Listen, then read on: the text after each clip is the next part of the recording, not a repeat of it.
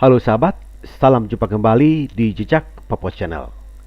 Video kali ini adalah PBB angkat bicara soal mutilasi 4 warga sipil di Timika dan bagaimana kesiapan jawaban oleh Menteri Luar Negeri Indonesia untuk menjawab pertanyaan PBB berkenaan dengan pelanggaran hak asasi manusia di Papua. Sahabat Jejak, pada tanggal 22 Agustus 2022, sekitar pukul 21.50 waktu Indonesia Timur, di kawasan SP1 distrik Mimika Baru telah terjadi pembunuhan sadis terhadap 4 warga sipil Papua.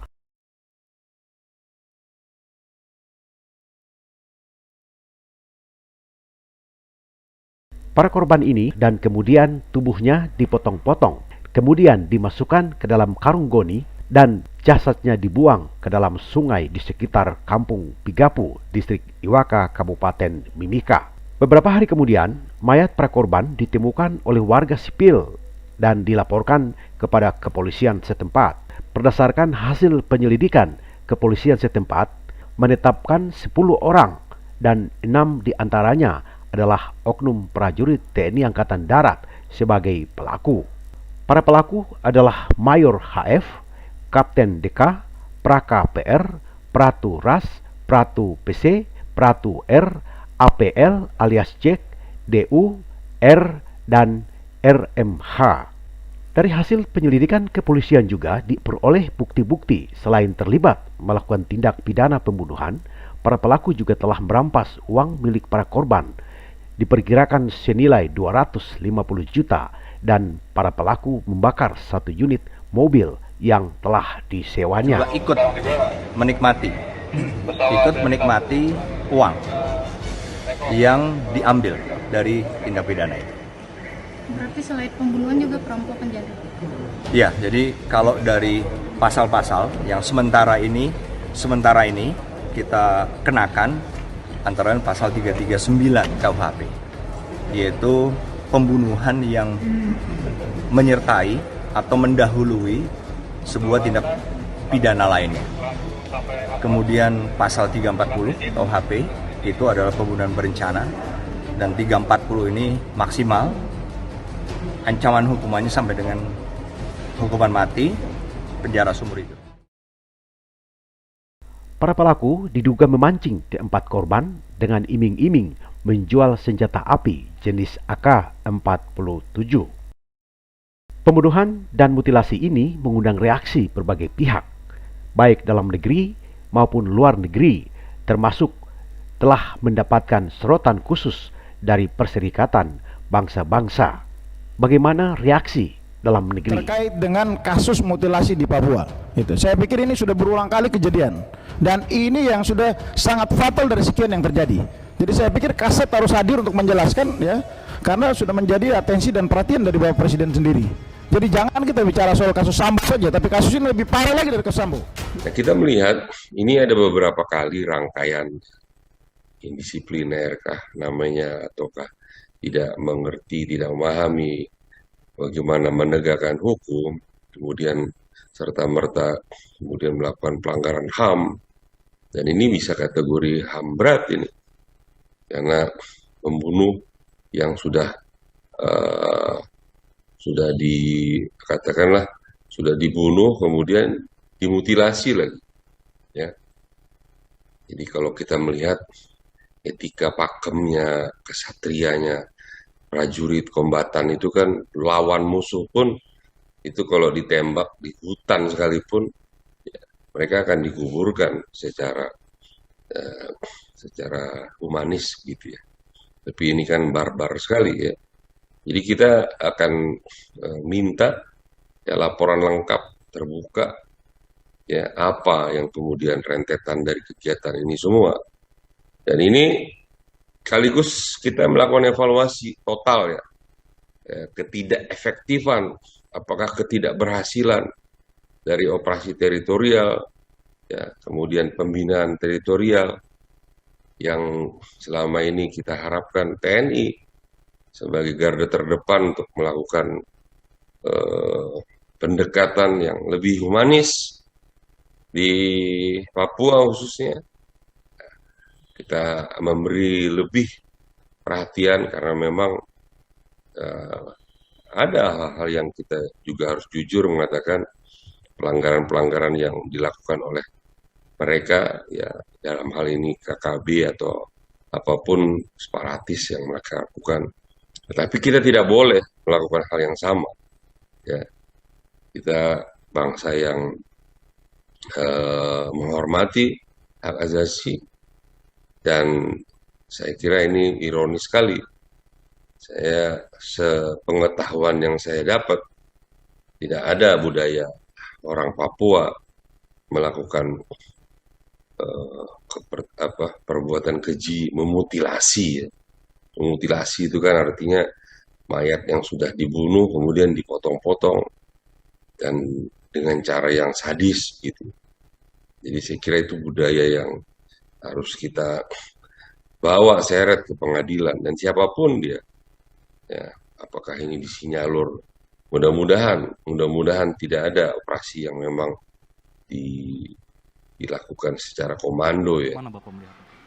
Ya, tadi dalam rapat kita barusan yang sekarang masih berlangsung, itu di awal-awal sudah disampaikan oleh beberapa anggota, yang utamanya nanti kita akan mengagendakan khusus mengenai hal ini kepada KSAD dan juga mungkin Panglima yang sudah hadir pada hari ini. Tadi karena Bapak Kepala Staf Angkatan Darat tidak hadir, jadi kita ingin ini lebih detail sehingga nantinya bisa segera ada solusi bagaimana proses hukumnya, bagaimana kronologis mulai dari penindakan sampai penangkapan para tersangka. Dan karena ini kasus yang ada dasar hukumnya dan melanggar norma-norma, karena sampai mutilasi ini kan sangat sadis, dan jangan sampai hal ini menjadi melunturkan wibawa TNI sebagai institusi militer yang disegani.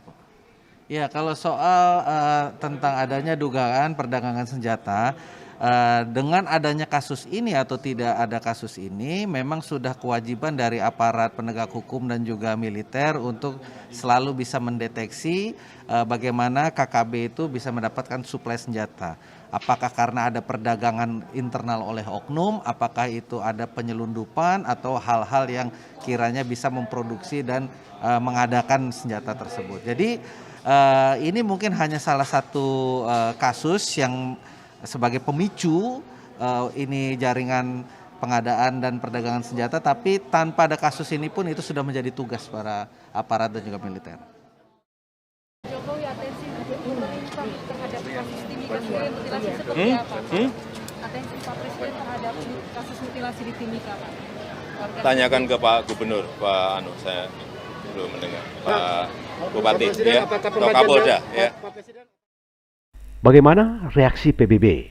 Nada Al-Nasib, Komisioner Tinggi HAM PBB, di hadapan sidang Dewan HAM PBB pada Senin 12 September 2022 lalu mengatakan mendapat laporan tentang kekerasan yang semakin intensif di Provinsi Papua dan Papua Barat. Nada Al-Nasib dalam sidang Dewan HAM yang ke-51 menyindir kekerasan intensif yang terjadi di Papua dengan jumlah korban yang belum diketahui jumlahnya. Al-Nasib juga menyinggung kasus dugaan anggota TNI yang memutilasi warga sipil di Papua pada Agustus 2022. In the Papua region, Papua and West Papua provinces of Indonesia, we have reports of intensified violence, including clashes between the Indonesian security forces and armed groups, resulting in unknown numbers of civilian casualties and fatalities and internal displacement. I am shocked by recent reports of the dismembered bodies of 4 indigenous Papuan civilians found outside Timika in West Papua province on 22 August. I note the government's initial efforts to investigate, including the arrest of at least 6 military personnel, and urge a thorough, impartial, and independent investigation holding those responsible to account. Satu hari setelah Dewan HAM PBB menyoroti kasus HAM di Papua, Presiden Joko Widodo angkat bicara. Jokowi mengatakan pihaknya telah memerintahkan Panglima TNI Jenderal Andika Perkasa untuk membantu proses hukum hingga tuntas. Saya telah perintahkan kepada Panglima TNI untuk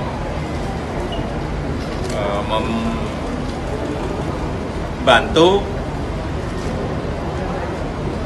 proses hukum yang juga telah dilakukan oleh kepolisian, tapi di backup oleh TNI, sehingga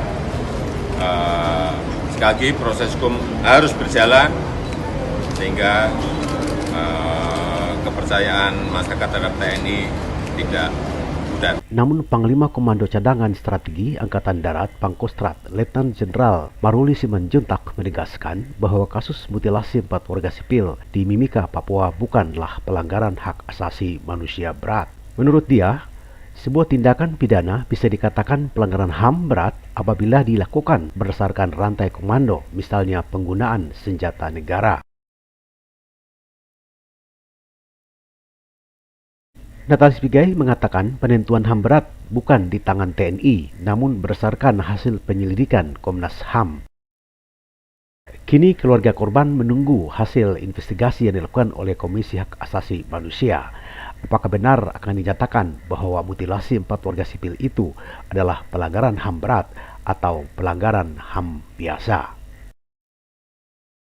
Lalu apa langkah dan jawaban Menteri Luar Negeri Indonesia terkait dengan pelanggaran HAM di Papua apabila PBB mempertanyakan pada sidang PBB tahun 2022 ini? Ya, konon klaim sepihak dari mereka yang ingin melepaskan diri dari Indonesia, ya. Apa yang sudah dilakukan oleh pemerintah Indonesia ya banyak, ya. Yang jelas pertama, baru-baru ini 3 hari yang lalu Ibu Menteri Luar Negeri berangkat ke Fiji dan ke Solomon Islands untuk menyampaikan bantuan dari Indonesia ke negara-negara tersebut, dan juga untuk berdialog dengan negara-negara Pasifik. Yang jelas bahwa sudah banyak sekali kemajuan yang terjadi di wilayah Provinsi Papua dan Papua Barat, dan juga hal-hal yang tentunya kita upayakan untuk tidak diangkat dalam konteks pelanggaran-pelanggaran HAM oleh negara-negara yang kembali seolah-olah mengatasnamakan kelompok tertentu di wilayah Provinsi Papua dan Papua Barat. Yang jelas semua negara itu mendukung NKRI, ya, integritas wilayah dan kedaulatan Indonesia di seluruh wilayah Indonesia. Nah sahabat, apresiasi untuk kepolisian di Mimika adalah telah mengungkap para pelaku. Kini proses hukum yang adil sesuai perbuatan adalah harapan keluarga dan harapan orang Papua yang sesungguhnya bukan pertama kali mengalami kasus pelanggaran HAM.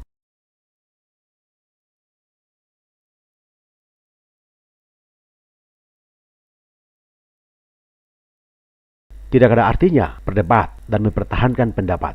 Akhiri kekerasan di tanah Papua. Carilah jalan perdamaian dengan dialog yang menghargai harkat dan martabat manusia.